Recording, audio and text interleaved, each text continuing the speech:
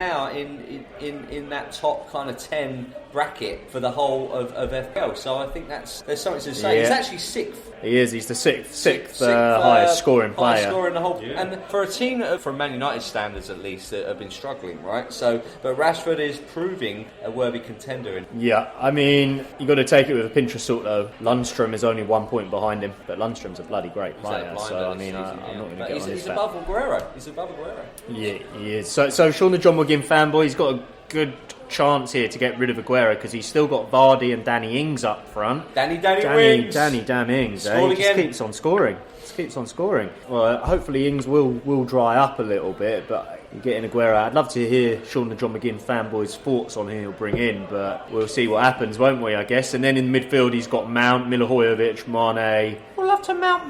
James, the Man United lad. He had Perez on the bench. He did have Perez on the bench, yeah, he's missed out there. That was 8 points, Perez on the bench, and I think Leicester again looking pretty solid, Perez, keeping the clean. But he's still got 70, is that right? He's still got 70 points even with... He got 70 points. He did very well, even with that on the bench. Yeah. So it's a high flyer. I think he had someone that didn't play, so I think he got like the first sub.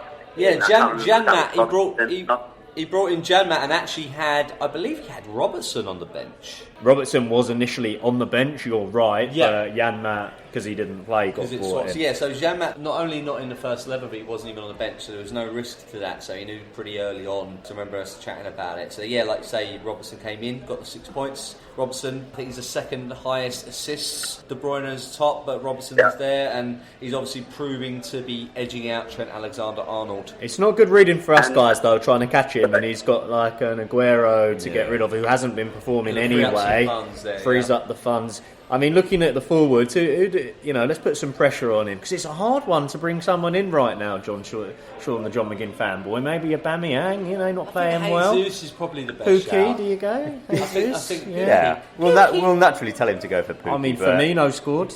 Yeah. Pookie. We'll just throw all the names out there, confuse him a little bit. Callum Wilson, Ashley Barnes. I think there's rumours that he was going to put Sterling up front. So there's potentially, I don't know whether it'd have very interesting. Jesus and Sterling out there or not, I don't know. Yeah, but I mean, Sterling will remain a midfielder on the game, won't he? So that. But I see what you're saying though, because it pushes the capital up for Sterling really. Because it kind of makes him more valuable.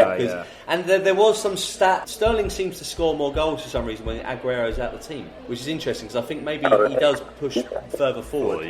And to support maybe when Jesus is on the pitch. So he seems to have a good partnership with Jesus. So I'm a bit gutted because I just took Sterling out of my team because he's just not been doing it. And I know that was something you were discussing earlier, Captain, about Sterling. I know that's going to be a hot topic. Do we or don't we? Do we remove Sterling? Definitely. I mean, jumping into your team, Ricky Pellegrini, for the week, that's the other big talking point, isn't it? You moving down into fourth. You have slipped. And in the pub, listeners, on Saturday, all I could hear in between sips of my beer, I wasn't even watching the screen, "Go on, Sterling! Pass it to Sterling! Come on, Sterling! Oh, Sterling!"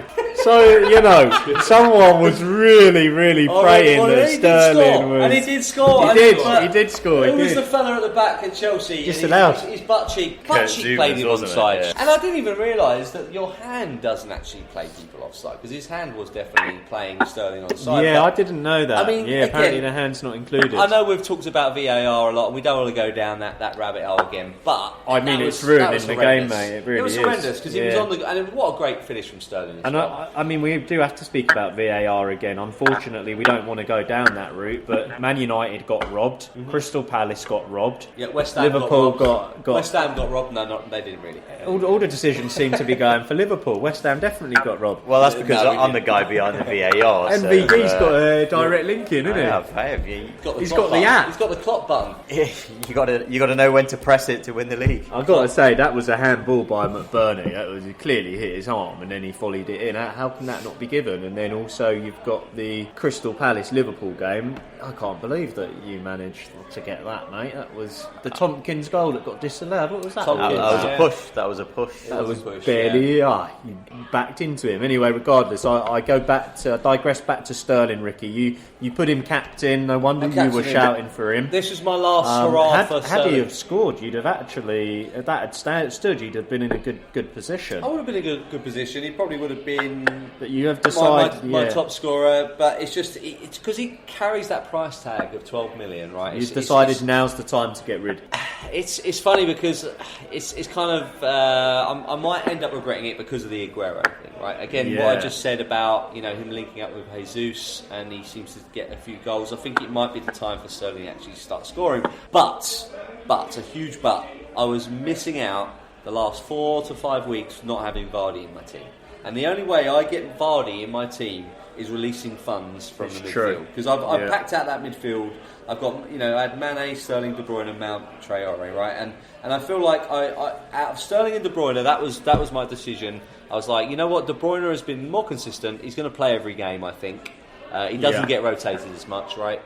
He's playing in a more advanced position, De Bruyne, and he still is, I think, probably the Man City's best player in total. But Sterling, I might end up regretting it. I will shift my focus to who I was going to captain, actually, was Digne. Because Digne's stats, even though he's playing for a terrible team at the moment, his stats have been tremendous. Created third most chances out of the whole Premier League in the last 4 or 5 game weeks. And I thought, playing Norwich at home, I thought this was time for them to get a clean sheet, and I thought Digne was on the verge of higher points. And of course, I'm really thankful that I did not go with that. Even though Sterling only got 2 points, still better than having egg on the face with the one. I mean, it's brave to go for a defender. We've said it before, as soon as they let a goal in, you're in trouble. 2 goals, they get a minus point. So it would have been a brave if you'd have gone with that. Yeah, Everton are in trouble. Similar sort of position as West Ham. Pope seems to be a great keeper choice. Yeah, fantastic. Burnley have hit another vein of form.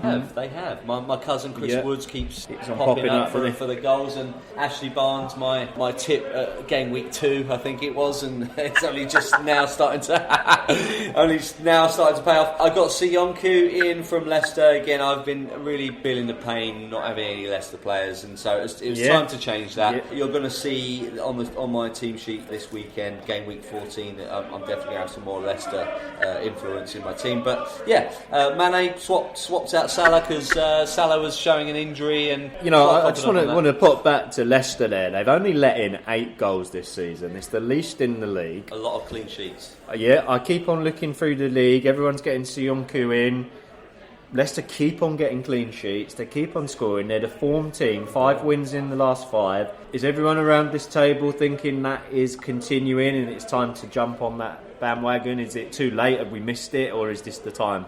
No, I still think it's time. If you think about their upcoming fixtures, they've got Everton at home, they've got Watford at home, then they play Villa away, and then Norwich. I mean, that's a good run for the next 4 game weeks. In theory, on paper, especially the home games, it's hard with the Premier League because it is. This is the sort of time where it will turn on its head, especially Christmas, the Christmas schedule. This is just before Christmas, so I would definitely say for the next 2 game weeks, especially with the next 2 home games, if you've got kind of a defender, so someone like Sionku, and then naturally you've got players like Vardy in a rich vein of form. He's top scorer at the moment. Fantastic. What is it, 12 goals? Yeah. How old is Vardy? I think he's like 33. He's still having a party. He's still having a party, isn't he? Honestly. Yeah. And for me, that underscores as well the need to go for, not only when a team is in a rich vein of form, it's the player, right? And I think you're right to have got rid of Sterling. Sterling, the last 3 games, he hasn't scored any. If you stick with it, he's in that form where he's not really that clinical. Whereas Vardy, and I do sort of pull this up because I am highly pleased with my decision this week where I did pull Vardy in. I got rid of Aguero and I stuck Vardy in. I captained him, double down. And I just look at him and he, what made me do it is the fact that the guy had scored prior to this weekend. He'd scored 6 goals in the last 4 games, which is just incredible. Phenomenal. And he keeps scoring, and he scored again this weekend, albeit quite a fortuitous goal. He missed the penalty. Good point, because he could have got a pretty bad score this weekend, actually, because he missed that penalty. So you missed penalty. What is it, -4? He'd have got -2, I think, for the miss of the pen. Yeah. So the thing is, I would have. I don't know how it would have worked out for me because I had Maddison anyway, who knocked it in. I also had Ryan in goal, who saved it, and I had Vardy. So 3 of my players were involved there. So I don't know what would have happened. Yeah. But I think because I had captained Vardy, it probably wouldn't have worked out in my favour. Could I ask you, lads, let's shift our focus away from Vardy just for a second, but staying on Leicester. If you have to choose a Leicester midfielder, which one are you going for? That's a great question. If you have unlimited funds, right? Don't forget about how much. They're all pretty much there or thereabouts. Between, let's say, Perez is like around the 6 range, and then you've got Maddison about the 7.6. Who are you going for? Captain shouting out Maddison there. Anything behind that, Captain? They make a good combo, man. They just I think Maddison sets Vardy up quite a lot, and I think I think that it works. That's why it's not. I don't think it's just Vardy. I think it's the fact that they're just, and credit to the coach. I mean, it just works. It just flows, and Maddison is always quick. He's always hungry, and he's not selfish either. They're always looking for Vardy, and he can score. I think he's he takes free kicks. Yeah, exactly. Corners. Yeah, so I think he's a great asset to anything. Well, he's scored 4 goals and he's done 3 assists. You look at Tielemans, 3 goals and 3 assists, and then you look at Perez. Young Harvey Barnes. I like Harvey Barnes. He's under the radar a little bit. He's done 5 assists and 1 goal, but if Harvey Barnes can start to score, I look at him as being one that is... He's probably your good shout. He's a good shout. He's 5.9. Yeah. He's in 1.3% of teams. The way I look at this with this Leicester thing is it's almost like a Liverpool thing where everyone was going Salah and Mane was upcoming. Yeah. And there's not a lot between the two of those, really. Correct. Other than you would have saved a lot of money. Here, Maddison is now 7.6. Tielemans is 6.7. They've got 5 points difference, and Tielemans is in 10% of teams compared to 24% of Maddison. My sort of feeling here is if you're trying to catch people in your league, you've got to take a few risks. Yeah. I think the majority of people are going to go Maddison. What about Perez?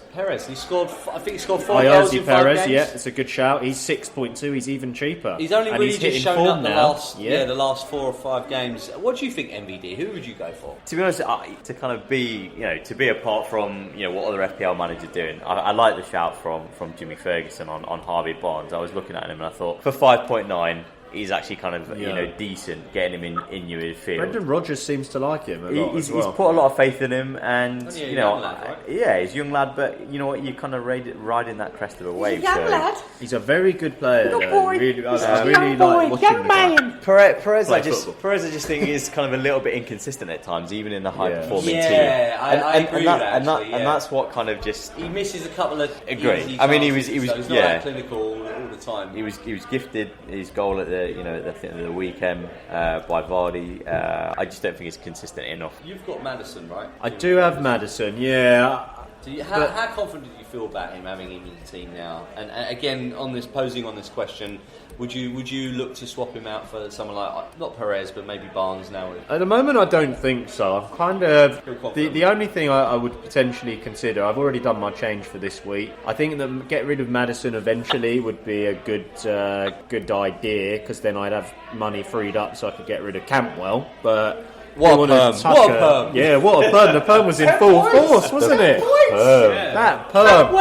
He was scumbag. He had a little break, international break. He went and got himself a bit of a manicure, pedicure, and he had some Pantene Pro V treatment, didn't he? He came back out, those locks were flowing. Did you see the shine, gents? Honestly, the highlights. Honestly. And he just had to score, didn't he? Yeah, he had to score and show off, didn't he? And I had him in my team still. I put him firmly and squarely on the bench because I can't get rid of him because he's 4.6 and you can't get anyone else. Yeah. But now I'm in 2 minds about him, and I know NVD here. You've also got Cantwell. You're in the same situation. Yeah, exactly. Did you play him? I didn't. To be honest, it's been a while for the good boys Norwich. They haven't really done anything. In the last 6, 7 weeks. There was nothing that I felt. Okay, they were bottom of the table, but they've since won that game, and it's propelled them into 18th. Yeah. Do you think they're giving a little mini revival, or was it a bit of luck? I think it's a bit of luck. I think you look at some of the fixtures that are coming up; they're going to be difficult for them. You know, they might get a